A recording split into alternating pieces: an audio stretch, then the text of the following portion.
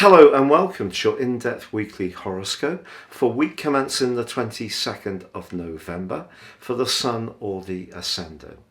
Now, if you're new to my channel, what I do is provide an overview of the major themes of the week for us all.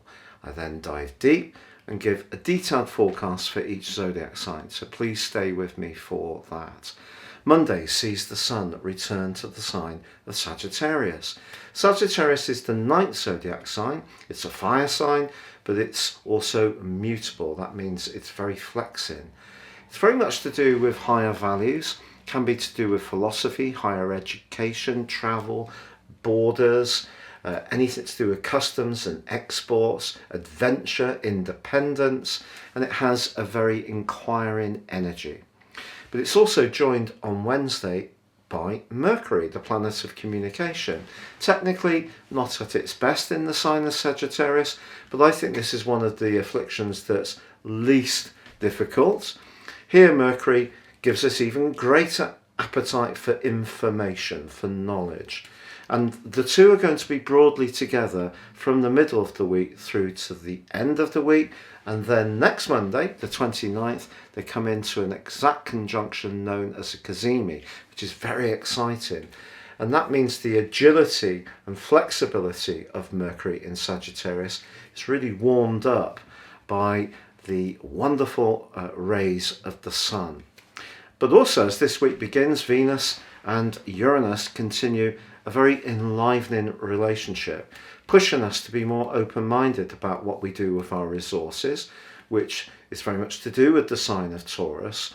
But of course, Venus in the sign of Capricorn is very much more perhaps to do with relationships, you would think. But Venus is the planet of money. So in the rather stable and worldly sign of Capricorn, this could be a great time to think outside the box, be a bit fresher in our approach to how we use the resources we have. But in a love relationship, someone may completely surprise us with an unexpected proposal, an invite on a date, and it may be the least likely person we could imagine.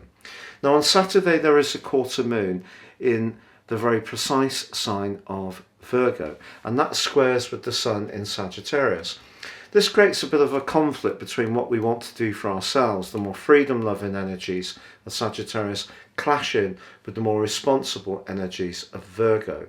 So if we do want to do something more independently as the week draws to a close, important not to give away our autonomy by promising to do something for somebody else that we might actually end up regretting and feeling a little bit resentful about.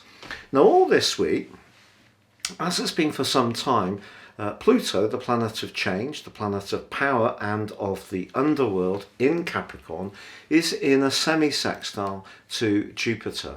And this can be very, very positive for the reform of how we go about things in a collective sense, but particularly around how we work and how we earn a living. So some big changes can still be evolving there for us all. But please stay with me for your individual zodiac sign. But if you would be so good to subscribe to my channel, if you've yet to do so, please click on the subscribe button. And this will mean every time I drop a video, you'll get an alert. Also, if you'd like to get your free daily horoscope fired to your device each morning, please see the subscription link below. I've written these for over 25 years. My work's used around the world on some major platforms. And finally, with year 2022 racing up, if you'd like to get your personal horoscope for next year, your forecast based on your time, date and place of birth, you can do so now. Get the rest of this year free and 30% off and a character analysis. Please see the link beneath this video. Hello Leo and welcome to your in-depth forecast for week commencing the 22nd of November. This is a forecast that I've really been looking forward to sharing. This is because the Sun and Mercury moving into your fifth house and your fellow fire sign, the Sagittarius, is going to evoke a much more outgoing vibe around your situation. There's been such a lot of emphasis recently on home, family, emotion, sort of more inward, very important key strands, very much to do with our sense of security. But now you have an opportunity to play. And when the Sun and Mercury come into an exact conjunction on Monday the 29th in that Cazimi, well, you can absolutely sparkle. Because when you're on form, you are charisma central. There's really no one who has the degree of charm and bedevilment that you have that can be mesmerizing for the people who are lucky enough to spend time in your company. But if you have been feeling a bit more withdrawn, or you've been working through some more sensitive strands around that issue of security, or thinking very much about people who perhaps are no longer with us, the fourth house can be very sentimental and nostalgic. Now you can see yourself moving into action, taking the lead like you know you can, and galvanizing others to meet up where possible within the COVID regulations and have some fun. If you have children, their exploits, their talents can also be something that makes you shine with pride and happiness during the second half of this week.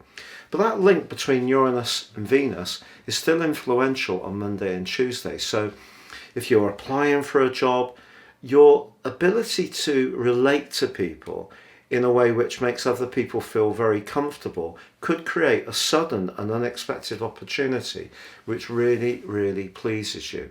Any challenges?